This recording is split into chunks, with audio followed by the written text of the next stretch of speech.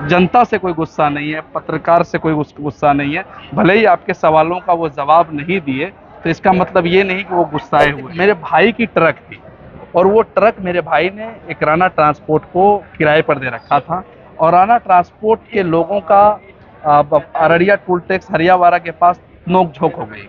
तो नोक झोंक हो गई तो वहां पर कहा कि नहीं, ये लोग चोरी कर रहे थे। तो उसके एवज में जब उन्होंने बोला कि किसका ट्रक है, तो बोला कि रहमत अली का ट्रक है, क्योंकि मेरे भाई का ट्रक था।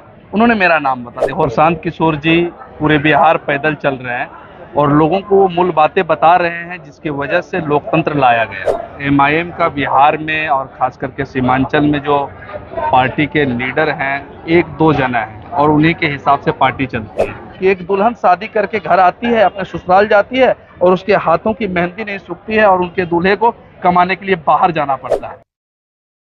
एग्जॉशन बहुत है, धूप है काफी।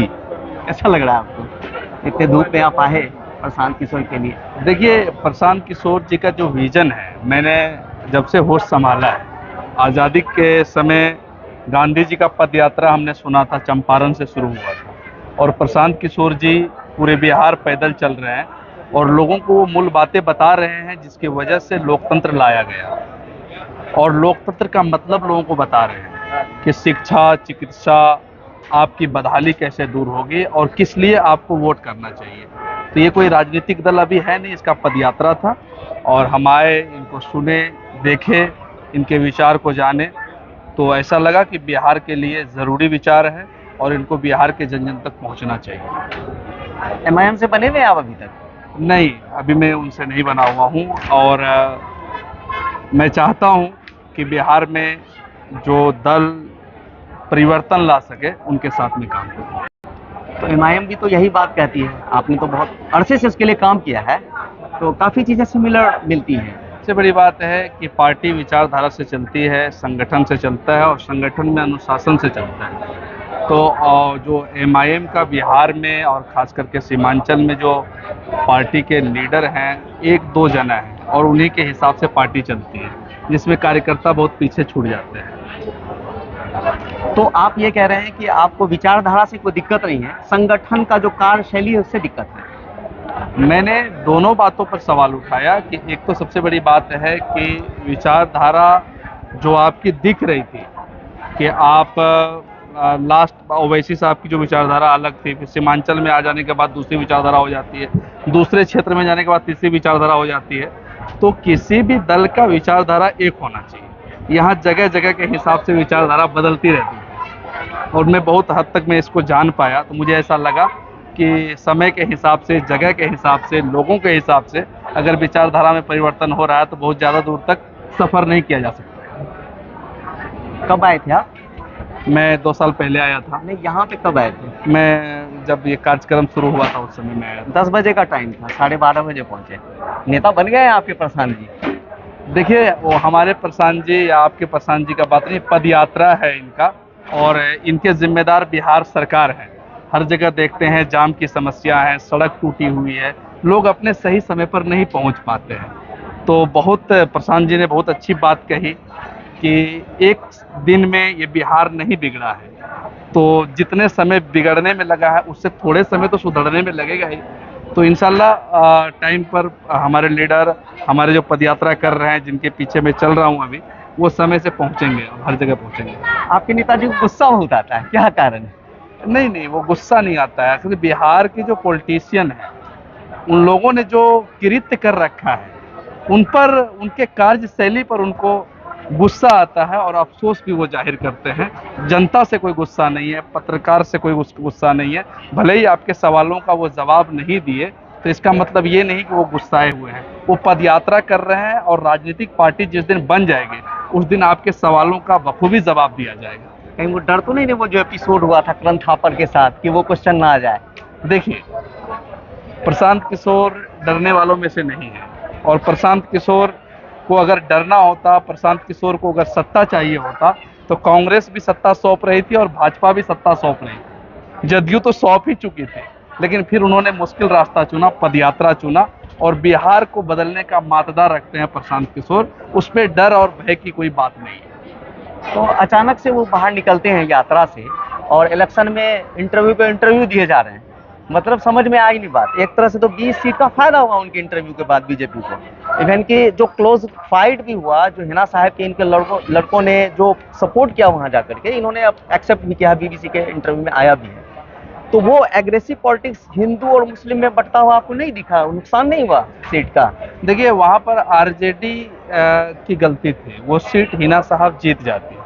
आरजेडी ने जो गलती करी वहाँ पर, आरजेडी ने जो कैंडिडेट दिया साहबुद्दीन साहब की पत्नी के खिलाफ, हिना साहब के खिलाफ, तो वो आरजेडी की वजह से वो सीट लूज हुई। प्रशांत किशोर सर या हिना साहब की जो मैनेजमेंट थी वो काफ़ी बेहतर थी। आप देख लीजिए ना, फाइट में रही।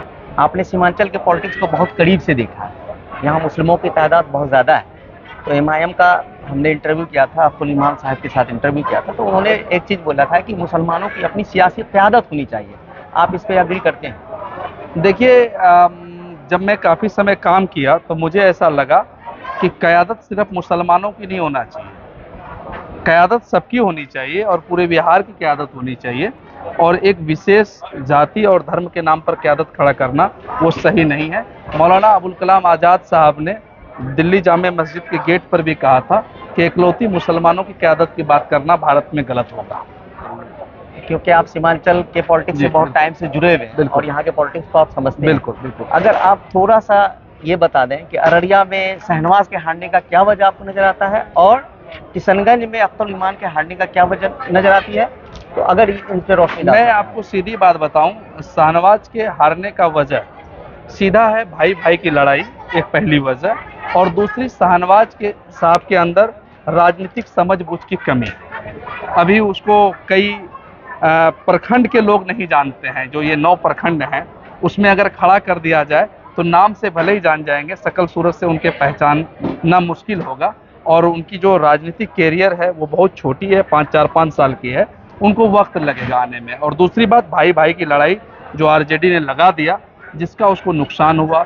और आपका दूसरा सवाल है अख्तरुल ईमान साहब की हार का कारण, तो मैं आपको बता दूं कि पूरा 5 साल जो क्षेत्र में चलता था वो मुद्दा था कि सीमांचल की बदहाली कैसे दूर होगी, सीमांचल का विकास कैसे होगा, सीमांचल का कटाव का मुद्दा कौन हल करेगा, सीमांचल में पढ़ाई दवाई और कमाई पलायन का मुद्दा कौन हल करेगा। इस पर 5 साल बात चली। लेकिन जब इंडिया गठबंधन मजबूत होने लगा और लोगों को लगा कि राहुल गांधी कहीं प्राइम मिनिस्टर बन सकते हैं, तो सीधा वोट उनका स्विंग हो गया। शुरुआती दौर में ऐसा लग रहा था कि अख्तरुल ईमान चुनाव वहां से जीत जाएंगे। अच्छे, आप अपने आप को कहाँ पाते हैं?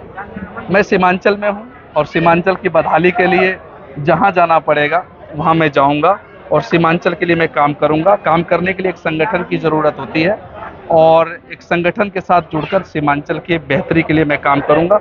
पार्टी तो बहुत है चुनाव लड़ने के लिए, आरजेडी है, जेडीयू है, और भी बहुत सारे छोटे मोटे दल आ रहे हैं, लेकिन चुनाव लड़ना मकसद नहीं है। मकसद है कि मैंने सीमांचल को बिलखते देखा है, रोते देखा है, बाढ़ की तबाही देखी है, बदहाली देखी है, अशिक्षा देखा है, पलायन देखा है, यहाँ की मजदूर की जो हालत है वो देखा है। यहाँ मैंने तो वो देखा है कि एक दुल्हन शादी करके घर आती है, अपने ससुराल जाती है और उसके हाथों की मेहंदी नहीं सूखती है और उनके दूल्हे को कमाने के लिए बाहर जाना पड़ता है। इसीलिए मैं एक बेहतर प्रयास में जुड़ा हुआ हूँ और एक प्रयासरत हूँ कि मैं सीमांचल की हालात बदलने में शायद मैं थोड़ा सा हिस्सेदार बनूं। अभी एक मामला सब जुडिशरी है, आप पे एक एलिगेशन था जी, आप क्लियर करके दर्शकों को बता दीजिए, लोग काफी जानना चाहते हैं। देखिए ये एलिगेशन ऐसा था कि मैं जब एमआईएम में प्रमुखता से एमआईएम की बात उठाता था और सीमांचल का नेतृत्व करता था, तो सत्ताधारी लोगों के दिलों में हमारे प्रति एक खौफ पैदा हो गया।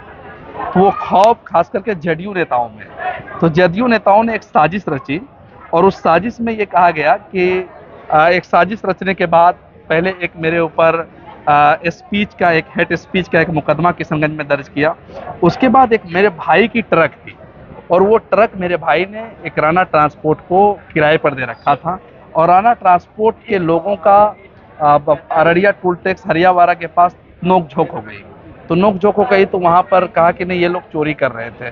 तो उसके एवज में जब उन्होंने बोला कि किसका ट्रक है तो बोला कि रहमत अली का ट्रक है, क्योंकि मेरे भाई का ट्रक था।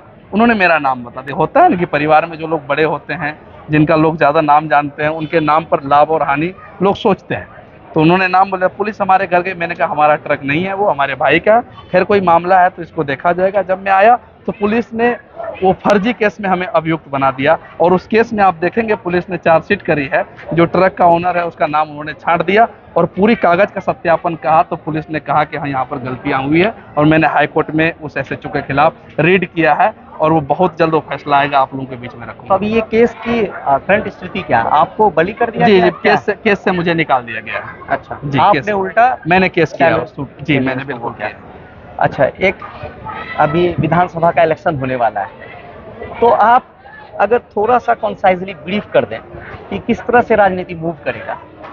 देखिए, मैं तो एक बात आपको कहूंगा, सीमांचल का खास करके मुझे जो अनुभव है, सीमांचल के लोगों ने एकदम मान लिया है, अलबलाए हुए हैं, वो सोच रहे हैं कि कोई विकल्प हमें मिले, डूबते हुए नाव को तिनके का सहारा, क्योंकि वो हर साल कटाव देख रहे हैं, हर साल बाढ़ झेल रहे हैं, हर साल उनके बच्चों को जो परेशानी का सामना करना पड़ रहा है वो उसको महसूस कर रहे हैं, और सबके लबों पर एक ही बात है कि पत्ता पत्ता जख्म है, दर्द डाली डाली है, पूरा सीमांचल पुकार रहा है, कौन हमारा माली है, कौन हमारा माली है। इसीलिए देखिएगा, प्रशांत किशोर जी जो आए यहाँ पर, तो लोगों की एक हुजूम उमड़ी कि शायद इनसे मेरा भला हो जाए, शायद इनसे मेरा भला हो जाए। तो लोग न कांग्रेस से खुश है, न भाजपा से खुश है, न जदयू से खुश है, न आरजेडी से खुश है। तो ये दोनों को, चारों को लोगों ने बारी बारी से देखा है और सबको सत्ता दिया है। लोग यहाँ के बौखलाए हुए हैं, अगर उनको बेहतर विकल्प मिला, अगर मौका मिला कि मैं कुछ कर सकता हूँ, तो निश्चित तौर पर यहाँ पर बदलाव होगा। मैं सीमांचल के लोगों को ये कहूँगा खास करके कि वोट अब राजनीतिक दल को देने से पहले अपनी बच्चों की पढ़ाई, अपने बूढ़े माँ बाप की दवाई, और बेरोजगार युवाओं के रोजगार और कमाई के लिए आप वोट करें। सीमांचल में बाढ़ का बड़ा मुद्दा है, और उस मुद्दे को देखते हुए जो आपके मुद्दे को समाप्त करे, क्योंकि इन लोगों ने तो 70 साल से समाप्त किया है, अब नई बात आ रही है, नए विचार करने की जरूरत है। मैं सीमांचल के लोगों से अपील करता हूँ। आपने हमें टाइम दिया, आपका बहुत बहुत बहुत शुक्रिया।